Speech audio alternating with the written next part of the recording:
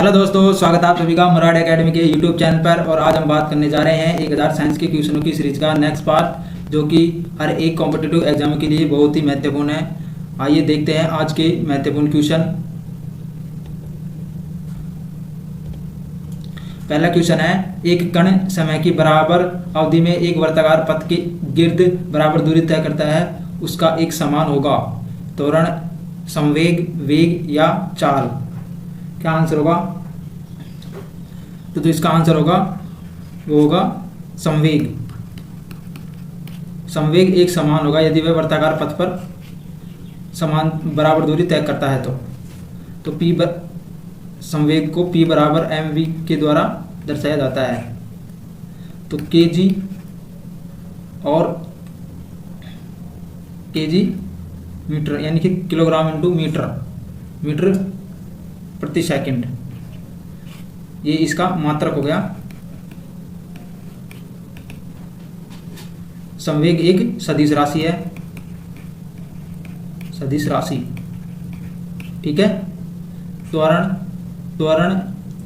त्वरण भी सदिश राशि है,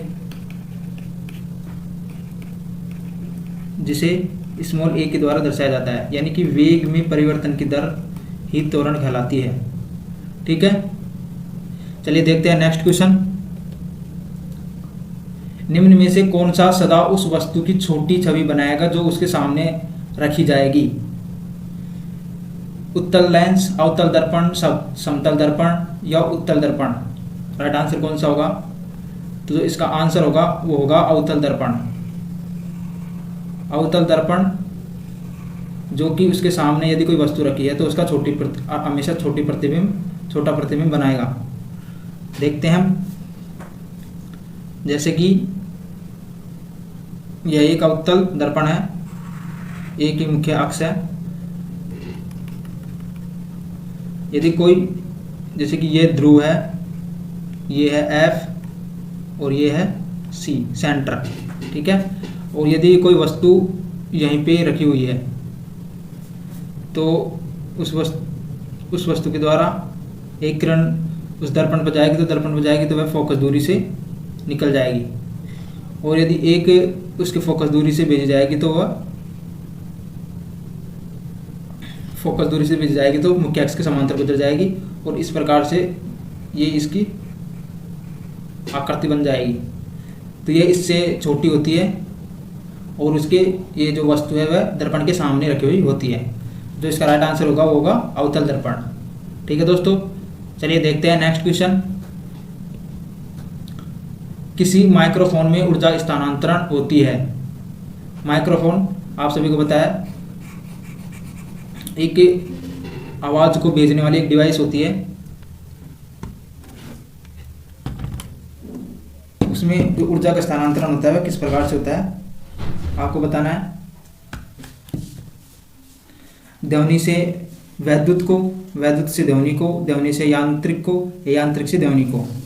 तो माइक्रोफोन जिसके अंदर ध्वनि ऊर्जा को विद्युत ऊर्जा में बदला जाता है, ध्वनि ऊर्जा को विद्युत ऊर्जा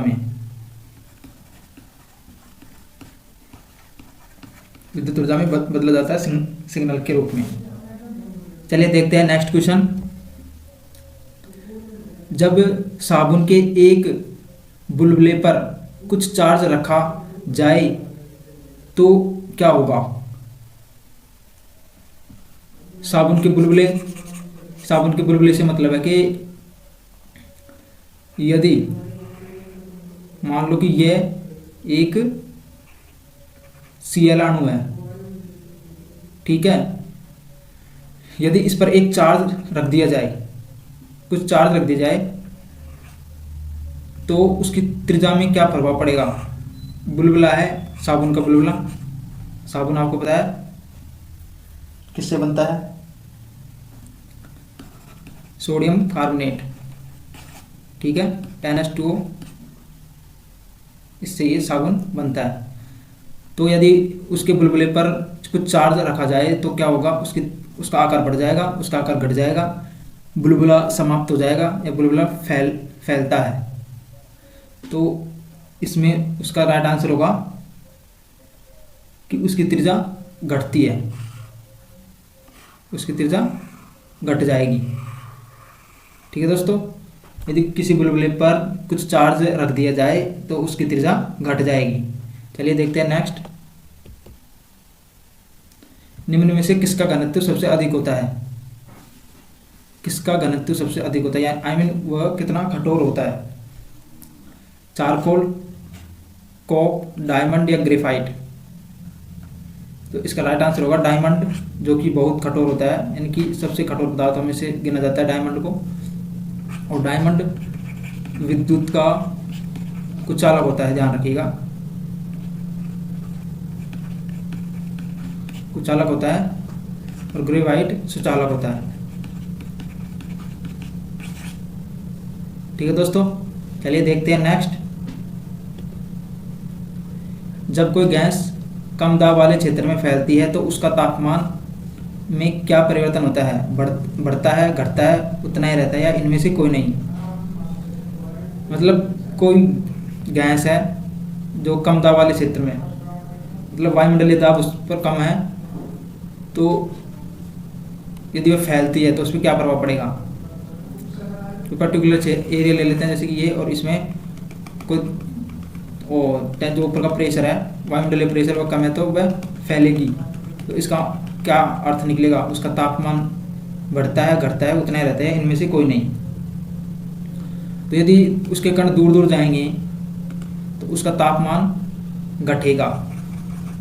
क्या होगा? उसका तापमान घटेगा, क्योंकि अणु दूर दूर फैल रहे हैं। ठीक है, चलिए देखते हैं नेक्स्ट। ल्यूमेन एकक है प्रदीप्त घनत्व, चमक का, ज्योति फ्लक्स का, या ज्योति तीव्रता का? क्या आंसर होगा इसका? प्रदीप्त घनत्व का, चमक का, ज्योति फ्लक्स का, या ज्योति तीव्रता का? तो जो इसका राइट आंसर होगा वो होगा ज्योति फ्लक्स का।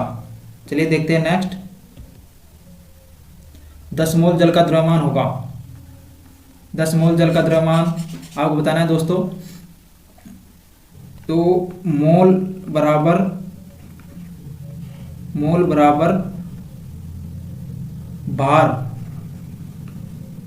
भार या द्रव्यमान अपॉन अणुभार।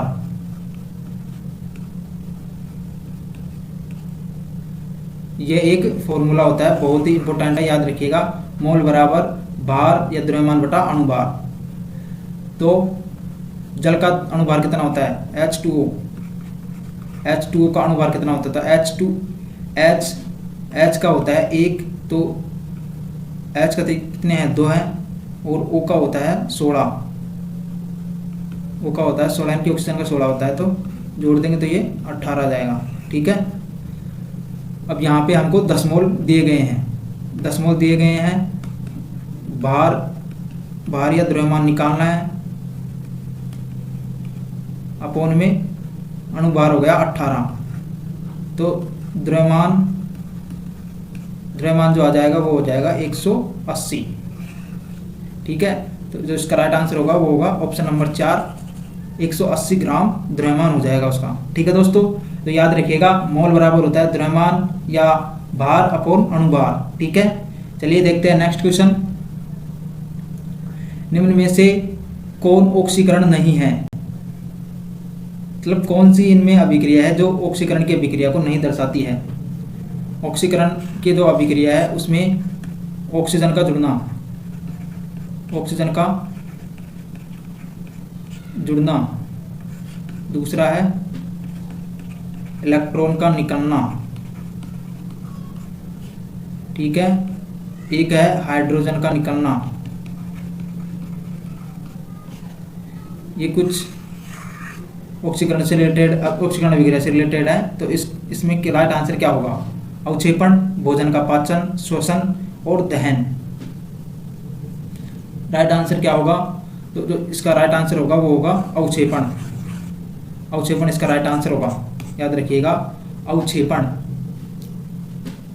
चलिए देखते हैं नेक्स्ट। मतलब अवक्षेपण ऑक्सीकरण अभिक्रिया का उदाहरण नहीं है। भोजन का पाचन ऑक्सीकरण अभिक्रिया के द्वारा होता है, श्वसन ऑक्सीकरण अभिक्रिया, दहन ऑक्सीकरण अभिक्रिया यानी कि ऑक्सीजन की उपस्थिति में होती है, लेकिन अवक्षेपण ऑक्सीजन की उपस्थिति में नहीं होता है।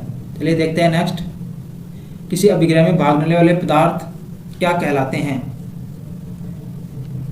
अभिक्रिया में भाग लेने वाले पदार्थ अभिकारक कहलाते हैं, ठीक है, यानी कि अभिक्रिया में भाग लेते हैं ये और ये मिलकर उत्पाद बनाते हैं, उत्पाद, ठीक है, तो ये भाग लेंगे तभी उत्पाद प्राप्त होगा, ठीक है। देखते हैं नेक्स्ट, नमक के घोल में सिल्वर नाइट्रेट का घोल डालने पर दही जैसे पदार्थ उत्पन्न होता है, वह कौन सी अभिक्रिया है? नमक के घोल में, नमक के घोल में आपको सिल्वर नाइट्रेट मिलाना है, AgNO3। नमक के घोल में एजिथेनॉल का घोल डालने पर दही जैसी गंध, दही जैसी पदार्थ उत्पन्न होता है, यह कौन सी अभिक्रिया होगी?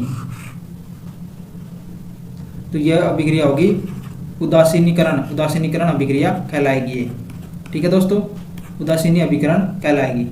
देखते हैं नेक्स्ट, श्वसन किस प्रकार की अभिक्रिया है? श्वसन किस प्रकार की अभिक्रिया है ये आपको बताना है। संयोजन अभिक्रिया, अपचयन और उपचयन अभिक्रिया, इनके उपचयन अपचयन अभिक्रिया, द्विव अपघटन अभिक्रिया या अभिक्रिया ऊष्मा शोषी। तो क्या आंसर होगा इसका?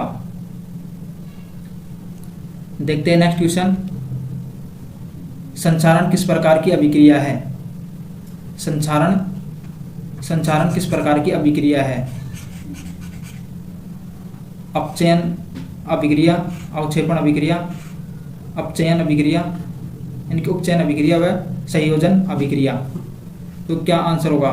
संचारण का मतलब है जंग लगना, जंग लगना, यानी कि उससे किसी भी पदार्थ खराब हो जाता है, लेकिन पदार्थ का जो भार होता है वह बढ़ता है, मतलब संचारण होता है तो पदार्थ का भार बढ़ता है। तो जो इसका राइट आंसर होगा उपचयन अभिक्रिया। उपचयन अभिक्रिया जिसके जो संचारण की एक अभिक्रिया कहलाती है, इनकी जो संचारण की जो प्रक्रिया होती है वह उपचयन अभिक्रिया कहलाती है। चलिए देखते हैं नेक्स्ट, किसी अम्ल में मुख्य रूप से एक परमाणु अवश्य मौजूद रहता है जो धातु से अभिक्रिया कर एक गैस उत्पन्न करता है। यानी कि अम्ल में मुख्य रूप से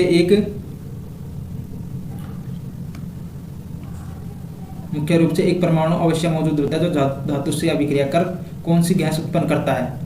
यानी कि अम्ल ले लेते हैं, जैसे कि HCl हमने ले लिया, ठीक है, और एक ले ली हमने धातु, जैसे कि ले ली हमने सोडियम धातु ले ली, इसकी अभिक्रिया कराएंगे तो NaCl नमक बनेगा, नमक बनता है, प्लस में हाइड्रोजन गैस निकलती है। यदि इसको दो माने इधर तो ये गैस निकलती है हाइड्रोजन। तो जो इसका राइट आंसर होगा वो होगा हाइड्रोजन। जब कभी भी किसी अम्ल की अभिक्रिया यदि कोई धातु से करवाते हैं तो हाइड्रोजन गैस निकलती है, ठीक है दोस्तों। तो चलिए देखते हैं फिर नेक्स्ट क्वेश्चन, मैक्सिला निम्नलिखित हड्डियों में से एक को छोड़कर सभी के साथ संबंधित है, अपवाद को पहचानिए। मतलब मैक्सिला एक हड्डियों का एक जोड़ है जो इनमें से कौन सा नहीं है, फ्रंटल, जाइगोमेटिक, तालु या टेम्पोरल। तो जो इसका राइट आंसर होगा वो होगा टेम्पोरल। टेम्पोरल मैक्सिले का भाग नहीं है, ये सभी फ्रंटल, जाइगोमेटिक, तालु ये सभी मैक्सिला के भाग है, लेकिन टेम्पोरल भाग इसका नहीं है। चलिए देखते हैं नेक्स्ट क्वेश्चन, यौन संचालित रोग है, sexual transmitted disease is leukaemia, hepatitis, colour blindness, meningitis. तो क्या आंसर होगा इसका? तो इसका जो राइट आंसर होगा वो होगा हेपेटाइटिस। हेपेटाइटिस ये यौन संचालित रोग है, ठीक है। देखते हैं नेक्स्ट, कलम बनाने का इस्तेमाल आमतौर पर किसके पुनर्वृद्धि के लिए किया जाता है? Stem cutting is commonly used for regrowing cotton, mango, banana और शुगर कैन। इनकी कपास, केला, आम और गन्ना कलम बनाने में इस्तेमाल पुनर्वृद्धि के लिए किया जाता है, तो वह वो आम का किया जाता है। सॉरी, ये इधर लिखा आएगा, इंग्लिश इसके रॉन्ग है, इसको हटाओ। आम इसका राइट आंसर होगा। आम के अंदर ये पुनर्वृद्धि के, कमल के पुनर्वृद्धि के लिए इस्तेमाल किया जाता है। चलिए देखते हैं नेक्स्ट।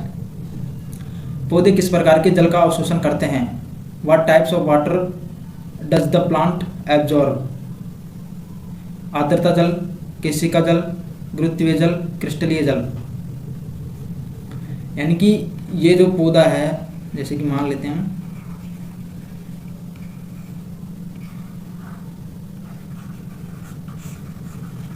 ये एक पौधा है, तो जो पानी है वह किस जल का अवशोषण करता है? इनके पौधा किस जल का अवशोषण करता है? तो जो इसका राइट आंसर होगा वो होगा कैपिलरी वाटर। और ये जो पानी जो ऊपर जाता है पत्तियों में, तो वह केशिकात्व प्रक्रिया के द्वारा जाता है। केशिकात्व प्रक्रिया, इस प्रक्रिया के माध्यम से ये पहुंचता है। ठीक है दोस्तों, चलिए देखते हैं नेक्स्ट। पौधे की वृद्धि के लिए सर्वोत्तम मृदा है। पौधे की वृद्धि के लिए सर्वोत्तम मृदा है, यानी कि best soil for the growing of plants. बजरी, चिकनी मृदा, दोमट या बारीक बालू, ग्रेवल, क्ले सॉइल, लोम सोइल और फाइन सैंड। तो इसका राइट आंसर क्या होगा? तो राइट आंसर होगा पौधों की वृद्धि के लिए दोमट जो मृदा होती है वह सबसे महत्वपूर्ण मृदा होती है। ठीक है दोस्तों, चलिए देखते हैं नेक्स्ट। आइरिस मानव शरीर के किस अंग से संबंधित है? Iris is part of which human organ?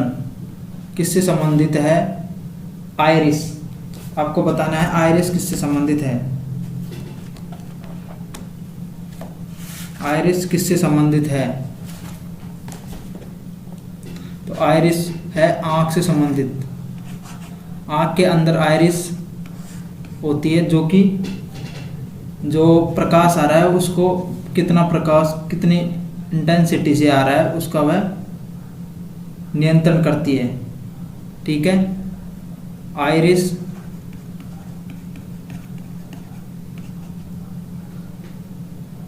Cornea के पीछे अपारदर्शक मांसपेशियों की संरचना है, जिसके बीच में छिद्र होता है, जिसका रंग अधिक काला होता है।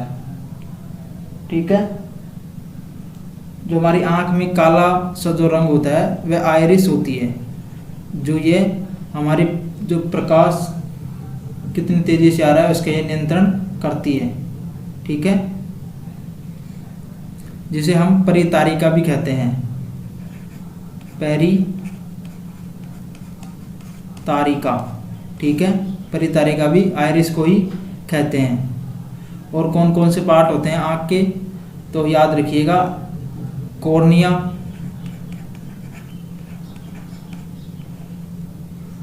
हो गया, और स्क्लेरा, ये इसे श्वेत पटल बोलते हैं। श्वेत पटल हो गया। एक नेत्र लेंस हो गया, तो कॉर्निया हो गया, श्वेत पटल हो गया, लेंस हो गया, आइरिस हो गई। एक काचाबदारू,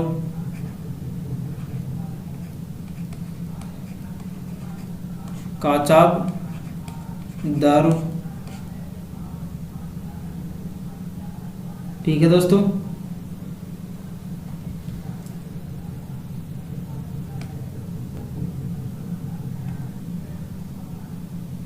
तो आज के लिए इतना ही दोस्तों। थैंक यू हमारे इस वीडियो को देखने के लिए, धन्यवाद।